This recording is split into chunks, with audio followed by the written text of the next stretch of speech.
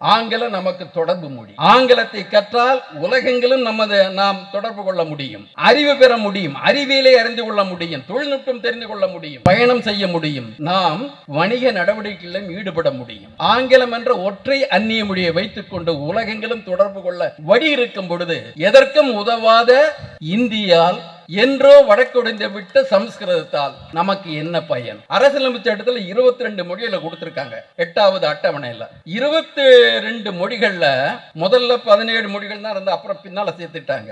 இந்த மொழிகள்ல சமஸ்கிருதம் வருது. 7வது பகுதியில் சமஸ்கிருதம் வட்டார மொழிகளா குறிப்பிட்டிருக்காங்க. மொழிகள்ல அப்படிதான் இருக்கு. ஒன்னு அபிஷியல் லாங்குவேஜ், மத்திய அரசாங்கம் அதிகாரத்தை நிர்வாகத்தை செய்வதற்கான மொழி. அதுல இந்தி, தற்காலிகமாக ஆங்கிலம் என்று குறிப்பிட்டிருக்கின்றார்கள். மாநில அதிகாரங்களை குறிப்பிடுகின்ற பொழுது மாநில மொழிகளை பயன்படுத்திக் கொள்ளலாம்னு குறிப்பிட்டிருக்காங்க. அந்த மாநில மொழிகள் தான் வட்டார மொழிகள்னு சொல்றாங்க. வட்டார மொழிகள்ல சமஸ்கிருதம் இடம்பெறுது. எந்த வட்டாரத்துல சமஸ்கிருதம் இருக்கு நீங்க சொல்லுங்க பார்ப்போம். எந்த வட்டாரத்துல எந்த பிரிவுல சமஸ்கிருதம் பேசப்படுது? எந்த குடும்பத்துல அப்பாவும் அம்மாவும் சமஸ்கிருதத்துல உரையாடுறாங்க, பெற்றோர்களும் பிள்ளைகளும் சமஸ்கிருதத்துல உரையாடுறாங்க? எந்த குடும்பத்திலும் பயன்படுத்தப்படாத ஒரு மொழியை கட்டாயமாக கொண்டு வந்து 600 கோடி 700 கோடி என்று ஒவ்வொரு ஆண்டும் அதற்காக ஒதுக்குகின்றார்கள். ஆங்கிலேயர் ஆட்சி காலத்தில் கவர்னர் தலையிடவில்லை. ஆனால் 1950க்கு பிறகு மாநில ஆட்சிகளில் இந்த கவர்னர்கள் முறைகேடாக மாநில நிர்வாகத்தை ஸ்தம்பித்து போக செய்கின்றார்கள். மாநில சுயாட்சி என்றால் மாநில மக்களுக்குரிய முழு உரிமையை கோருவது என்று பொருள். இது ஜனநாயக அடிப்படையில் வருவது. ஜனநாயகத்தில் தேர்ந்தெடுக்கப்பட்ட அமைப்புகளுக்கான அதிகாரம் இருக்க வேண்டுமே தவிர நியமனம் செய்யப்பட்ட அமைப்புகளுக்கு அதிகாரம் இருக்க முடியாது. இப்பொழுது நமது தமிழக சட்டமன்றத்தில் பல்கலைக்கழக வேந்தர்களாக கவர்னர் இருக்க தேவையில்லை, முதல்வரே இருப்பார் என்ற சட்ட திருத்தம் கொண்டு வந்த பொழுது அது இப்பொழுது நீதிமன்றத்தால் ஏற்றுக்கொள்ளப்பட்ட பிறகு அதை ஒரு பெரும் சதியாக, தேச துரோகமாக, சட்ட விரோதமாக இந்த ஒற்றை தேசியவாதிகள் பரப்புரை செய்து கொண்டிருக்கின்றார்கள். தமிழகத்தின் பேரவை தீர்மானம் நிறைவேற்றுகிறது என்றால் இந்திய அரசியலமைப்புக்கு எந்த வகையில் முரண்படுவது? ஏனென்றால் இவர் வேந்தராவது நமது சட்டப்படி, நாம் சட்டத்தை மாற்றுகின்றோம், உனக்கு வேந்தர் பதவி இல்லை. ஏன் அதை செய்கின்றோம் என்றால் வேந்தர் பதவியில் அமர்ந்து கொண்டு கல்வியாளராக அவர் செயல்படுவது கிடையாது, ஒரு காவி பரப்புரையாளராக செயல்பட்டுக் கொண்டிருந்தார்.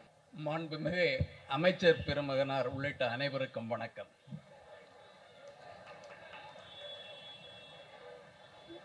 இன்று நடப்பது இளைஞர்கள் கருத்தரங்கம்.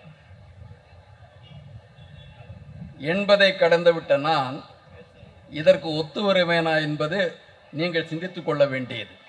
ஆனால் இளைஞர்களுக்காக நடத்தப்படுகின்ற இந்த கருத்தரங்கில் எங்களது அனுபவங்கள், சிந்தனைகள் உங்களுக்கும் பயன்படும் என்பதற்காக இதை வைத்துக் கொள்கின்றோம். இதை சொல்ல வேண்டிய கட்டாயம் என்ன? ஆங்கிலத்தில் 2 சொற்கள் பயன்படுத்தப்படும் வயதின் அடிப்படையில். ஒன்று அடலசன்ஸ், இனி ஒன்று யூத். விடலை, இளைஞர் என்ற 2 சொற்கள் உண்டு. விடலைக்கும் இளைஞருக்கும் என்ன வேறுபாடு? பக்குவப்படாதவர்கள் விடலைகள், பக்குவம் அடைந்தவர்கள் இளைஞர்கள். இன்று நமது இளைஞர்களை விடலைகளாக மாற்றுவதற்கு பல சக்திகள் முயன்று கொண்டிருக்கின்றன. ஒரு ஜனநாயகத்தில் அறிவார்ந்த இளைஞர்கள் என்பது அந்த ஜனநாயகத்தின் வெற்றிக்கு அடிகோலும். அறிவை பற்றி கவலைப்படாமல் சிந்தனையை பிறருக்கு விட்டு அவர்களை வந்தனை செய்வதை மட்டுமே தொழிலாக கொண்ட இளைஞர்களால் நாட்டிற்கு பேராபத்து. நாமும் சிந்திக்க வேண்டும். நாம் சிந்திக்க தெரிந்து விட்டால் நமக்கு விழிப்புணர்வு வந்துவிடும். விழிப்புணர்வு இல்லாத இளைஞர்களால் இந்திய ஜனநாயகத்தையோ இந்திய தேசத்தையோ காப்பாற்ற முடியாது. அந்த அடிப்படையில் தான் இன்று இந்த கருத்தரங்கம் நடைபெறுகிறது. பொன்ராஜ் ஆற்றிய பேருரைக்கு பின்னால் ஒரு சிற்றுரையாக, நிறைவுரையாக நான் இதை கூற விரும்புகின்றேன். இப்ப அவர் சொன்னார், நமது முதல்வர் அவர்கள் ஒரு குழு அமைத்தார்கள், மாநில சுயாட்சியை பற்றி ஒரு மறு ஆய்வு செய்வதற்காக ஒரு 3 அறிஞர்கள் கொண்ட ஒரு குழுவை அமைத்தார்கள். இந்த அறிக்கை வந்தவுடன் 4 எம்எல்ஏக்களை கொண்ட ஒரு கட்சியின் ஒரு அம்மையார் அவர் சொன்னாரு, தமிழ்நாடு இந்தியாவிலிருந்து பிரிக்கப்படுவதை இந்த மக்கள் ஒருபோதும் அனுமதிக்க மாட்டார்கள். அதாவது ஒரு பிரிவினைவாதமாக மாநில சுயாட்சி என்பதை ஒரு பிரிவினைவாதமாக வலதுசாரி சக்திகள், பாசிச சக்திகள் தொடர்ந்து பரப்புரையாற்றிக் கொண்டிருக்கின்றன. இதை நீங்கள் புரிந்து கொள்ள வேண்டும். எந்த அடிப்படையில் புரிந்து கொள்ள வேண்டும்? டெல்லியில் ஆள்பவர்கள் ஒரே நாடு, ஒரே தேசம், ஒரே அரசு, ஒரே மதம், ஒரே கல்வி திட்டம் என்பதாக அனைத்தையும் ஒற்றையாக கூறுகின்ற காலத்தில் சுயாட்சியை பற்றி நாம் ஏன் பேச வேண்டும்? சுயாட்சி என்பது பிரிவினைக்கானது அல்ல. பிரிவினையை தடுக்க வேண்டும் என்றால் சுயாட்சி இருக்க வேண்டும். மாநிலங்களுக்கு உரிமைகள் உறுதி செய்யப்பட்டால் நாடு பிரிய வேண்டிய அவசியம் இருக்காது. இதைத்தான் முன்னர் அண்ணாவும் சொன்னார். பிரிவினையை தவிர்ப்பதற்காக சுயாட்சி. ஏன் பிரிவினையை தவிர்க்க வேண்டும்? பிறரால் சுரண்டப்படாமல் இருப்பதற்காக, நம் சுயமரியாதையை காப்பாற்றுவதற்காக, நமது பண்பாடு, மொழி அனைத்தையும் காப்பாற்றுவதற்காக நாம் அதிகாரங்களை கொண்டவர்களாக இருக்க வேண்டும். மாநிலத்தின் அதிகாரம் என்றால் மக்களின் அதிகாரம் என்று பெயர். மாநில சுயாட்சி என்றால் மக்களது அதிகாரத்தை நிறுவுவது என்று பெயர். இந்த தத்துவத்தை புரிந்து கொள்வதற்கு அவர்கள் புரிந்து கொள்ளாதவர்கள் அல்ல, இளைஞர்கள் விடலைகளாக இருப்பார்கள் என்ற நம்பிக்கையில் இதை ஒரு பிரிவினையாக காட்டுகின்றார்கள். ஏதோ சுயாட்சி இனிமேல் வருவது அல்ல. ஏற்கனவே அரசியலமைப்பில் சுயாட்சி இருக்கிறது. அதை கூர்மைப்படுத்த வேண்டும் என்பதற்காக நாம் ஒரு குழுவை அமைத்திருக்கின்றோம், பரிந்துரைகளுக்காக. ஏற்கனவே சுயாட்சி அரசியலமைப்பு சட்டத்தில் 2ஆம் பகுதியில் முதல் வார்த்தை என்ன வருகிறது? India shall be the union of states. நாம் மாநிலங்களின் ஒன்றியமாக இந்தியா இருக்கிறது என்று அரசியலமைப்பு உறுதி செய்கிறது. ஏன் இதை உறுதி செய்ய வேண்டும்? இந்தியாவின் தோற்றம், இந்திய அரசு என்பதன் தோற்றம் என்பதை பற்றி நீங்கள் தெரிந்து கொண்டால் கூட்டமைப்பு என்பது இயல்பானது என்று உங்களுக்கு புரியும். முதலாக கவர்மெண்ட் ஆஃப் இந்தியா, இந்திய அரசு என்ற சொல் பயன்படுத்தப்பட்டது 1773ஆம் ஆண்டு. கம்பெனி ஆட்சி நடந்து கொண்டிருந்த காலம். லண்டன் பாராளுமன்றத்தில் ஒரு சட்டம் கொண்டு வரப்படுகிறது. இந்தியாவில் உள்ள பிரிட்டிஷ் பகுதிகளை, கம்பெனியின் பகுதிகளை, ஆட்சியை சீரமைக்க வேண்டும் என்பதற்காக அந்த ஒழுங்காற்று சட்டம் வருகிறது. அந்த ஒழுங்காற்று சட்டத்தில் முதல் முறையாக கவர்மெண்ட் ஆஃப் இந்தியா என்ற சொல் பயன்படுத்தப்பட்டது. அது எதை குறிக்கிறது? 3 மாகாணங்களை சேர்ந்து இணைப்பை குறிப்பிட்டது. சென்னை மாகாணம், the province of Madras, Mumbai, Bombay province, Calcutta province, வங்காளம், இந்த 3 பகுதிகளின் இணையமாக இந்தியா என்பதை 1773ஆம் ஆண்டு சட்டம் குறிப்பிட்டது. அதற்கு முன்னால் இந்திய அரசு கிடையாது, இந்திய தேசம் கிடையாது, இந்திய நிலப்பகுதி மட்டுமே உண்டு. ஆகவே இந்திய ஜனநாயக அரசியலின் தோற்றமே கூட்டாட்சி என்பதில் தான் இருக்கிறது. கூட்டாட்சி என்றால் என்ன பொருள்? ஒற்றை அரசு அல்ல, அங்கே 2 அரசுகள் இருக்கின்றன. கூட்டாக இருக்கின்ற ஒரு அரசு ஒன்றிய அரசு. அந்த அரசின் கீழ் வருகின்ற, இணைகின்ற, ஒத்துழைப்பு தருகின்ற மாநிலங்களின் அரசுகள். 2 அரசுகள் இணைப்பாக இருந்தால் தான் கூட்டாட்சி. ஒற்றை அரசு ஒரே தேசமாக இருக்க முடியாது. ஒற்றை அரசாக இருந்தால் கூட்டாட்சி அல்ல. இந்திய அரசியலமைப்பு கூட்டாட்சியை கூறுகிறது. கூட்டாட்சி என்று அரசு என்று வருகின்ற பொழுது அரசுக்கு இறையாண்மை உண்டு. அரசு இறையாண்மை இல்லாத எதுவும் அரசு அல்ல. ஆகவேதான் மாநிலங்களுக்கு என அதிகாரங்கள் தனியாக ஒதுக்கப்படுகின்றன. 1919ஆம் ஆண்டில் முதலாவது அந்த இந்திய அரசு சட்டம் வந்த பொழுது, இந்தியர்களே அரசியலில் பங்கு பெறலாம் என்ற சட்டம் வந்த பொழுது மாநிலங்களில் இரட்டையாட்சி என்பதாக கொண்டு வரப்பட்டது. மத்திய பகுதிக்கு உள்ள அதிகாரங்கள் தனி, மாநிலங்களுக்கு உள்ள அதிகாரங்கள் தனி. இந்த மாநில அதிகாரங்களை இரண்டாக பிரித்து ஒன்றை கவர்னரின் தலைமையில் செயலர்கள் நிர்வாகம் செய்வார்கள், மற்றதை மக்களால் தேர்ந்தெடுக்கப்பட்ட அமைச்சர்கள் அதை நிர்வாகம் செய்வார்கள் என்று மாநில இரட்டை ஆட்சியை புகுத்தியது. இந்தியாவிலேயே இரட்டை ஆட்சியை ஒழுங்காக நடத்தி மக்களுக்கு முன்னெடுத்து தந்தது நீதி கட்சி, திராவிட இயக்கம். மாநிலங்களுக்கு உள்ள அதிகாரத்தை எவ்வாறு முழுமையாக செயல்படுத்த முடியும் என்று உலகிற்கே எடுத்துக்காட்டிய ஆட்சி அந்த நீதி கட்சியின் ஆட்சி. ஆனால் முழுமையான அதிகாரம் மாநில அமைச்சர்களுக்கு கிடையாது. அன்று கவர்னர்கள் இருந்தார்கள், அவர்களுக்கு செயலர்கள் இருந்தார்கள், அவர்களும் பல துறைகளை நடத்தி கொண்டிருந்தார்கள்.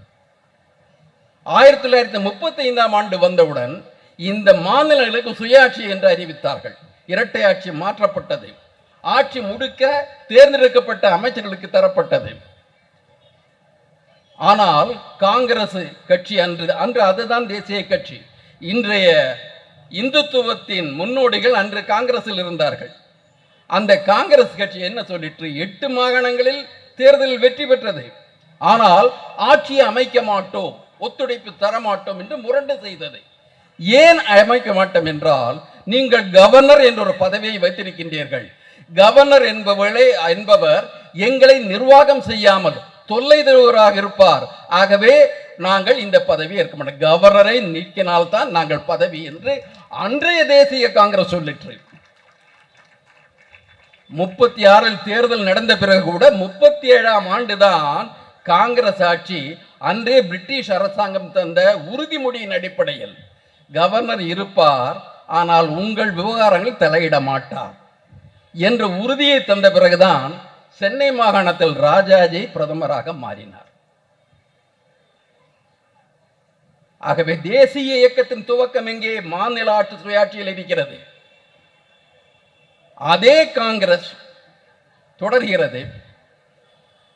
1950இல் நமது பிரதிநிதிகள் சேர்ந்து ஒரு அரசியலமைப்பை உருவாக்கினார்கள். அந்த அரசியலமைப்பில் 1935ஆம் ஆண்டு தரப்பட்ட அதே அடிப்படையை வைத்துக்கொண்டு மாநிலத்தில் கவர்னரை வைத்துக்கொண்டு தேர்ந்தெடுக்கப்பட்ட அமைச்சர்களுக்கு அதிகாரம் என்று அறிவித்தார்கள். ஆங்கிலேயர் ஆட்சி காலத்தில் கவர்னர் தலையிடவில்லை. ஆனால் 1950க்கு பிறகு மாநில ஆட்சிகளில் இந்த கவர்னர்கள் முறைகேடாக மாநில நிர்வாகத்தை ஸ்தம்பித்து போக செய்கின்றார்கள். மாநில சுயாட்சி என்றால் மாநில மக்களுக்குரிய முழு உரிமையை கோருவது என்று பொருள். இது ஜனநாயக அடிப்படையில் வருவது. ஜனநாயகத்தில் தேர்ந்தெடுக்கப்பட்ட அமைப்புகளுக்கான அதிகாரம் இருக்க வேண்டுமே தவிர நியமனம் செய்யப்பட்ட அமைப்புகளுக்கு அதிகாரம் இருக்க முடியாது.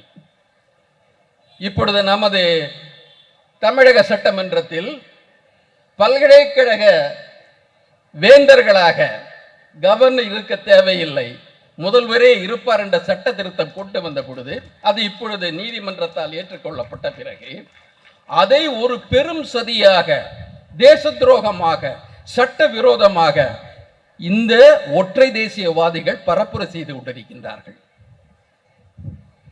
அப்பதான் தங்கரோட உரையை நம்ம கேட்க வேண்டியிருக்கு. தங்கர் சொல்றார், தங்கர் உதவி ஜனாதிபதி, குடியரசுத் தலைவர். அவர் வங்காளத்தில் கவர்னராக இருந்த பண்ண அட்டூழியம் கொஞ்ச நஞ்சம் அல்ல. ஆனால் அம்மையார் கொடுத்த அடியில் அவர் அங்கிருந்து டெல்லிக்கு வந்தவர். அந்த தங்கர் கேட்கின்றார், நீதிமன்றம், உச்ச நீதிமன்றம் என்ன உச்சமான நாடாளுமன்றமா என்று கேட்கின்றார். தேர்ந்தெடுக்கப்பட்ட மக்கள் மன்றத்துக்கு தானே அதிகாரம், நீதிமன்றத்திற்கு என்ன அதிகாரம் வேண்டி இருக்கிறது என்ற கேள்வியை கேட்கின்றார். நமது இளைஞர்கள் உண்மையை புரிந்து கொள்ள வேண்டும், உண்மை பரிமாணத்தை புரிந்து கொள்ள வேண்டும். நமது அரசியலமைப்பு சட்டத்தில் கவர்னருக்கு அதிகாரங்கள் குறிப்பிடப்பட்டிருக்கின்றன. அந்த அதிகாரத்தில் அனைத்து பல்கலைக்கழகங்களிலும் கவர்னர் தான் சான்சலர் வேந்தராக இருப்பார் என்று எந்த சட்டமும் கிடையாது. நிர்வாகத்தை மேல்பார்வையிடுவது மட்டும்தான் கொடுக்கப்பட்டிருக்கிறது. அப்ப இந்த வேந்தராக எப்படி மாறுகின்றார்? மாநிலத்தில் பல்கலைக்கழகங்கள் உருவாக்கப்படுகின்ற பொழுது அதன் தலைவராக காலனி ஆதிக்க காலத்தில் கவர்னர் நியமிக்கப்பட்டார். அதன் அடிப்படையில் விடுதலை அடைந்த பிறகு கூட இந்த கவர்னரையே வேந்தராக இந்த பல்கலைக்கழக சட்டங்கள் அனுமதிக்கின்றன. பல்கலைக்கழக சட்டங்களை இயற்றுவது யார்? அந்தந்த மாநிலங்களின் சட்டமன்றங்கள். தமிழகத்தின் பேரவை தீர்மானம் நிறைவேற்றுகிறது என்றால் இந்திய அரசியலமைப்புக்கு எந்த வகையில் முரண்படும் அது? ஏனென்றால் இவர் வேந்தராவது நமது சட்டப்படி, நாம் சட்டத்தை மாற்றுகின்றோம், உனக்கு வேந்தர் பதவி இல்லை. ஏன் அதை செய்கின்றோம் என்றால் வேந்தர் பதவியில் அமர்ந்து கொண்டு கல்வியாளராக அவர் செயல்படுவது கிடையாது, ஒரு காவி பரப்புரையாளராக செயல்பட்டுக் கொண்டிருந்தார். ஒரு தனி நிர்வாகத்தை உயர்கல்வித்துறையே அவர் கண்காணியில் இருப்பதாக அவர் நடத்துவதாக செயல்பட்டுக் கொண்டிருந்தார். இங்கே ஒரு உயர்கல்வித்துறை இருக்கிறது, ஆனால் உண்மையான துறை ராஜ்பவனில் இருக்கிறது என்பதான ஒரு தோற்றத்தை அவர் உருவாக்கி இருந்தார். அவர்தான் முதல் எதிர்க்கட்சியாக இருக்கின்ற கட்சிகள் செய்யாத விஷயத்தை கவர்னர் செய்து கொண்டிருந்தார். தமிழ்நாட்டில் வந்து சட்டம் ஒழுங்கு கெட்டுவிட்டது, இங்கே ஊழல் மிகுந்து விட்டது, இங்கே மக்கள் அவதிப்பட்டு கொண்டிருக்கின்றார்கள் என்ற பரப்புரையை கவர்னர் செய்து கொண்டிருந்தார். அந்த கவர்னர் அங்கதான் இருக்கார். ஆனா இந்த வேந்தர் பதவியை தருகின்ற பொழுது அந்த நீதிமன்றம் ஒன்றை சொன்னது, எந்த சட்டத்தையும் கவர்னர் குறிப்பிட்ட நாட்களுக்குள் ஏற்றுக்கொண்டாக வேண்டும், இல்லாவிட்டால் திருப்பி அனுப்ப வேண்டும். அது மீண்டும் நிறைவேற்றப்பட்டு அவர் கைக்கு வந்துவிட்டால் அதற்கு ஒப்புதல் தந்தே ஆக வேண்டும். அரசியலமைப்பு அமைப்பு அடிப்படை சட்டத்தில் சில பிரச்சனைகள் இருப்பதாக கருதினால் அவர் ஜனாதிபதிக்கு அனுப்பலாம். ஆனா சென்ட்ரல் கவர்மெண்ட்ல பட்ஜெட் வந்து அனுப்பினா அவர் நிறுத்த முடியாது. கவர்னர் பிரசிடென்ட் முர்மு வந்து எந்த துறை செயலரையும் கூப்பிட்டு பேச மாட்டாங்க. பிரதமர் அனுப்புகின்ற கடிதத்தை ஏற்றுக்கொண்டு போக வேண்டியது பிரசிடென்டுடைய பொறுப்பு. ஒரு முர்முவாது மறைமுகமாக தேர்ந்தெடுக்கப்பட்டவர், நேரடி தேர்தல் அல்ல. பிரசிடென்ட் வந்து மறைமுகமாக தேர்ந்தெடுக்கப்படுறாரு. அந்த அம்மையாருக்கு இல்லாத அதிகாரம் அந்த அம்மையாரால் நியமனம் செய்யப்படுகின்ற இந்த கவர்னருக்கு எப்படி இருக்க முடியும்? இந்த கவர்னர் நியமனம் செய்யப்பட்டவர், தேர்ந்தெடுக்கப்படுகின்ற மாநிலங்களின் அதிகார வரம்புக்குள் இருக்கின்ற ஒரு சட்டத்தை கவர்னர் எவ்வாறு இல்லாமல் செய்துவிட முடியும்? அப்ப அவர் சொன்னார், எனக்கு பாக்கெட் வீரர்கள். இதை வந்து கங்கர் குறிப்பிட்டு மக்கள் குரல் தானே மகேசன் குரல், நம்ம சொல்றதை அவர் சொல்ல ஆரம்பிக்கிறார். கவர்னர் மக்கள் குரல் மகேசன் குரல் இருக்கட்டும், முர்மு குரல் எப்படி மகேசன் குரல் ஆகும்? முர்மு மக்களால் நேரடியாக தேர்ந்தெடுக்கப்பட்டவரா? முர்மு செயல்பட வேண்டியதே பிரதமரின் அமைச்சகம் சொல்லிய அந்த ஆலோசனை செயல்பட்டு கொண்டிருக்கிறது. மக்களுக்கு அதிகாரம் என்றால் அது தமிழக சட்டமன்றத்தின் அதிகாரம்தான் மக்கள் அதிகாரம். இந்த சட்டங்களை ஜனநாயக முறைப்படி ஏற்றுக்கொண்டிருக்க வேண்டும். இப்பொழுது இந்த உச்ச நீதிமன்றத்தை இப்பொழுது இவர் தங்கர் அவர்கள் மிரட்டிக் கொண்டிருக்கின்றார். நாங்கள் ரிவ்யூ போவோம், நீங்க 2 ஜட்ஜ் இருக்கிற இதை வச்சுட்டு தீர்மானம் பண்ணீங்க, நாங்க 5 ஜட்ஜை வச்சுட்டு ஒரு பெஞ்சை ஏற்படுத்துவோம், இதை மாற்றுவோம் அப்படின்லாம் பேசுறாங்க. அந்த இடத்துல ஒரு கருத்தை நம்ம புரிஞ்சிக்க வேண்டியது, அவர் அடிக்கடி சொல்லு, இன்று அல்ல ஆரம்பம் முதலே சொல்லுவது, மக்களால் தேர்ந்தெடுக்கப்பட்ட அமைப்புகளுக்குத்தான் முழு அதிகாரம், நீதிமன்றம் தலையிடக்கூடாது. இது பொருந்தும் யாருக்கு பொருந்தும் என்றால் ஒற்றையாட்சி மட்டுமே உடைய நாடுகளுக்கு பொருந்தும். இங்கிலாந்து ஒற்றையாட்சி, அங்க இறுதி பாராளுமன்றம் எடுத்துக்கும். ஆனால் இந்தியா கூட்டாட்சி நாடு. கூட்டாட்சி நாட்டில் அதிகாரம் பங்கிடப்பட்ட பொழுது பிரச்சனை வந்துவிட்டால் அதற்கு தீர்வு காண்பதற்கு ஒரு நீதிமன்றம் தேவைப்படுகிறது. அனைத்து கூட்டாட்சி நாடுகளிலும் இருக்கின்ற ஒரு கருத்தியல் என்பது ஜுடிஷியல் ரிவ்யூ. நீதிமன்றம் அந்த அரசியலமைப்பு விதிகளை மீறுவதை கண்காணிக்கும், அத்துமீறிய சட்டங்களை ரத்து செய்யும் என்பது உலகெங்கிலும் உள்ள கூட்டாட்சி நாடுகளின் அடிப்படை. இவர் சொல்லுகின்றார், டெல்லி பாராளுமன்றம் சொன்னதை அப்படியே கேட்கணும், ஆனா மாநிலங்களின் சட்டப்பேரவைகள் சொல்லுதை அப்படி கவர்னர் ஒதுக்கிடுவார். இது என்ன ஜனநாயகம்? இதை மிக நன்றாக நாம் சிந்தித்துக் கொள்ள வேண்டும். நாம இந்த ஒரு கருத்தியலை பரப்புரை செய்யறாங்க. அதுக்கு கொஞ்சம் இன்னைக்கு அண்ணா பேரு திராவிட பேரு எல்லாம் போட்டிருக்கிறவங்களுக்கு திராவிடம்னா என்னன்னு அப்படி பிரச்சனை வந்த உடனே அவர் சொன்னார், இது ஆய்வாளர்களைத்தான் கேட்கணும். தனது இயக்கத்தின் பெயரில் உள்ள ஒரு கருத்தியலை விளக்குவதற்கு ஆய்வாளர் இவருக்கு விளங்காது. பிறகு எப்படி அந்த கட்சிக்கு நீங்கள் பொதுச் செயலாளராக இருக்கின்றீர்கள்? அவர் அதை கேட்டார். அதனால் அவர்கிட்ட போய் இதை கேட்டால் அவருக்கு புரிய போறதில் கிடையாது. அவர் அண்ணாவை பற்றியும் தெரியாது, திராவிடத்தை பற்றியும் தெரியாது. அண்ணா கூறிய மாநில சுயாட்சி என்னவென்றால் இது எப்படி அவருக்கு தெரிந்திருக்கும் என்று நாம் எப்படி எடுத்துக்கொள்ள முடியும்? ஒரு திராவிட கட்சிகள் சுயாட்சியை பற்றி விரிவாக தெரிந்திருக்க வேண்டும், அதற்காக விடாது குரல் கொடுக்க வேண்டும் என்பது நம்ம எதிர்பார்ப்பு. அப்படி இருந்தால் தான் திராவிட கட்சி, அப்படி இல்லாவிட்டால் திராவிட கட்சி அல்ல. இந்த ஒரு அரசியல் அடிப்படையை மக்களுக்கு புரிய வைக்க வேண்டும். அரசியல் அமைப்புங்கிறது நமக்கு ஜனநாயகத்தை தந்திருக்கு.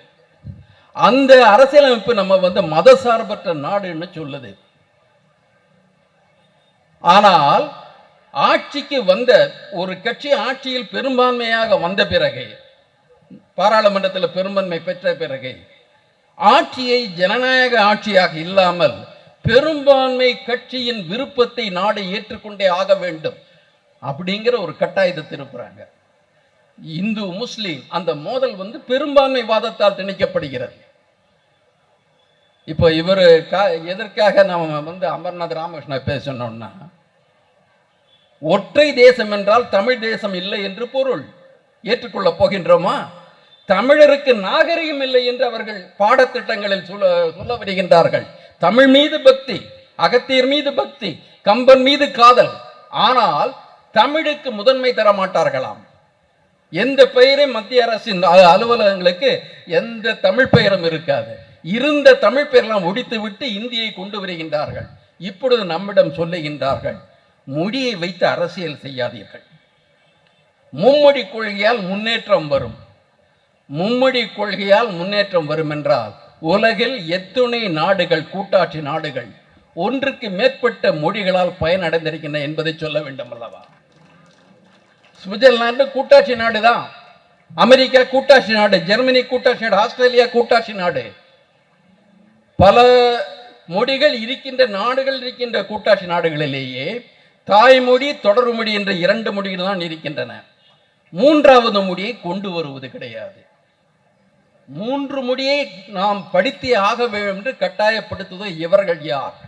மாநில சுயாட்சி என்றால் மாநில மக்கள், மாநில மாணவர்களுக்காக எந்த மொழி எத்துணை மொழி என்பதை தீர்மானம் தவிர தொலை தூரத்தில் உள்ளவர்கள் நம் மீது மொழியை திணிக்க முடியாது. எந்த மொழி மீது நம்ம காழ்ப்பு கிடையாது, எந்த மொழியின் மீதும் வெறியும் கிடையாது. மொழி மக்களுக்கான கருவி, அந்த மக்களுக்கு வசதியான மொழியாகத்தான் இருக்க முடியும். அரசியலமைப்பு சட்டத்தில் 22 மொழிகளை கொடுத்துருக்காங்க.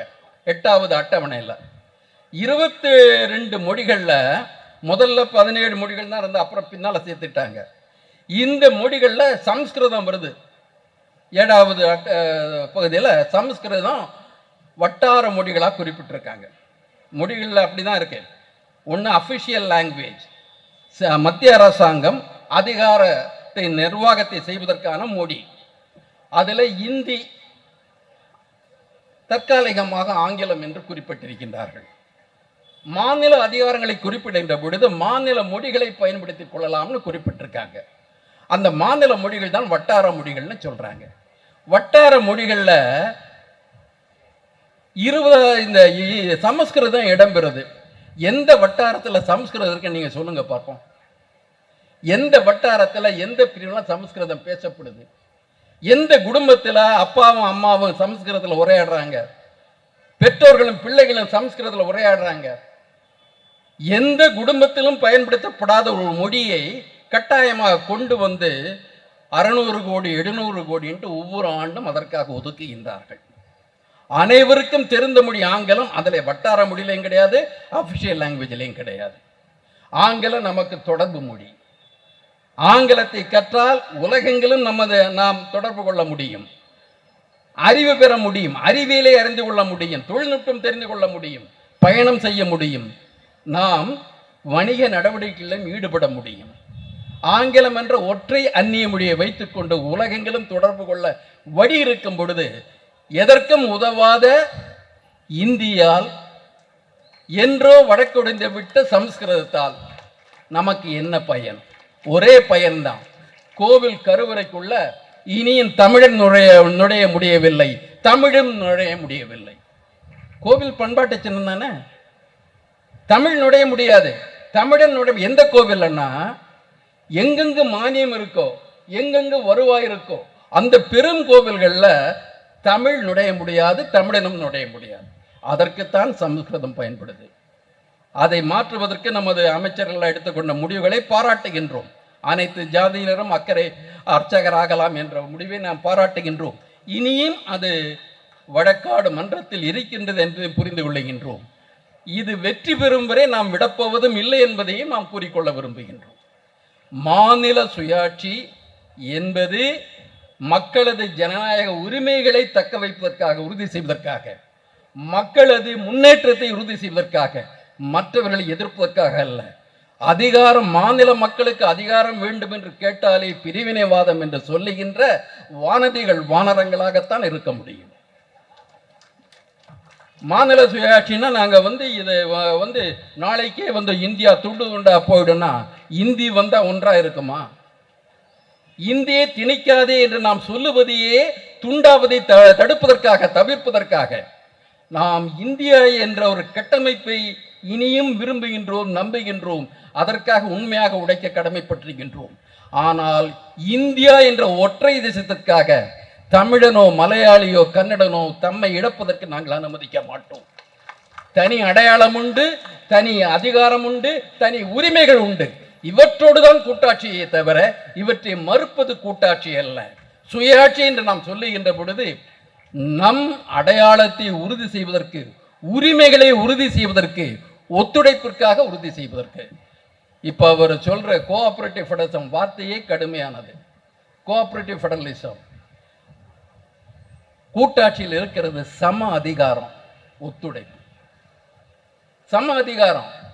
உன்னை மாநிலங்களை எல்லாம் டெல்லி அரசினுடைய துணை அமைப்புகளாக அவர்கள் நினைக்கின்றார்கள். எங்கே ஒரு கல்விக் கொள்கையை அவன் கொண்டு வந்துட்டு அந்த கல்விக் கொள்கையை இங்கே திணிக்கிறாங்க. தமிழகத்தினுடைய கல்லூரிகள், பள்ளிகள், பல்கலைக்கழகங்கள் எல்லாமே டெல்லியின் கட்டுப்பாட்டில் இருக்கணுமா? நாம் எதை படிக்க வேண்டும் என்பதை அவர்கள் தீர்மானிக்க வேண்டுமா? இப்போ ஒரு பாடத்திட்டத்தை நாங்கள் அது கடுமையாக எதிர்த்து வரலாற்று பாதுகாப்பு இயக்கத்தில் போராடிட்டு இருக்கிறோம். ஒரு பாட அமைப்பை யுஜிசி உருவாக்கி அனைத்து பல்கலைக்கழகங்களையும் ஏற்றுக்கொள்ள சொல்லுகிறது.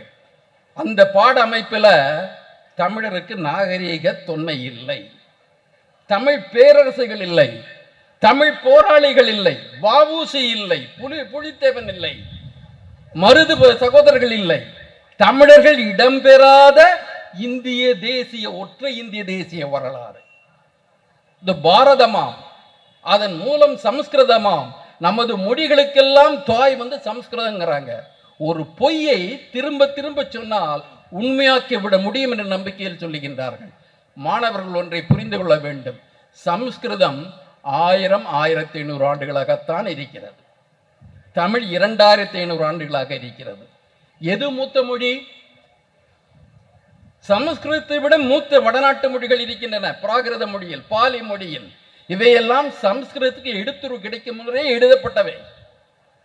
சமஸ்கிருதம் என்ற அந்த மொழிக்கு எழுத்தே கிபி 2ஆம் நூற்றாண்டில் வருகிறது. அந்த மொழியும் மக்களுக்காக இல்லை, மக்களை ஏமாற்றுவதற்காக, ஸ்மிருதிகளுக்காக, ஜாதி மறுப்பு கூறுகின்ற ஒற்றை சமஸ்கிருத இலக்கியம் உண்டா? ஜாதியை இயக்கின்ற ஒற்றை தமிழ் இலக்கியம் உண்டா? புரிந்து கொள்ள வேண்டும். இலக்கிய மரபு என்பது மக்களை இணைப்பதற்கே தவிர மக்களை பிரிப்பதற்கு அல்ல. சமஸ்கிருத மரபு என்பது மக்களை வர்ணங்களாக பிரிப்பதற்கு. ஒரே நாடு ஒரே அரசு என்றெல்லாம் சொல்லிவிட்டு 4 வர்ணம் உண்டு, பல ஜாதிகள் உண்டு, சௌராஷ்டிர சங்கம் ஒன்று வைக்கிறாங்க, காசி சங்கம் ஒன்று கொடுக்குறாங்க. என்ன நாங்கள் தமிழர்கள் இழிச்சவார்களா? எங்களை மொழியால பிரிச்சுட்டு எங்களை மோத விடுறதுக்கு? தமிழை வைத்துக் கொண்டு தமிழர்களை ஏமாற்றுவதற்கு தமிழர்கள் அறிவிடந்தவர்கள் அல்ல. எங்களுக்கு அறிவூட்டி இயக்கம் ஒன்று பின்னால் இருக்கிறது. எங்களுக்கு சுயமரியாதையை கற்றுக் கொடுத்த பெரியவர்கள் எங்கே இருந்திருக்கின்றார்கள். எங்களது சுயமரியாதையை காப்பாற்ற வேண்டும் என்றால் சுயாட்சிக்காக நாம் போராடுவோம், உறுதி செய்வோம். நன்றி, வணக்கம்.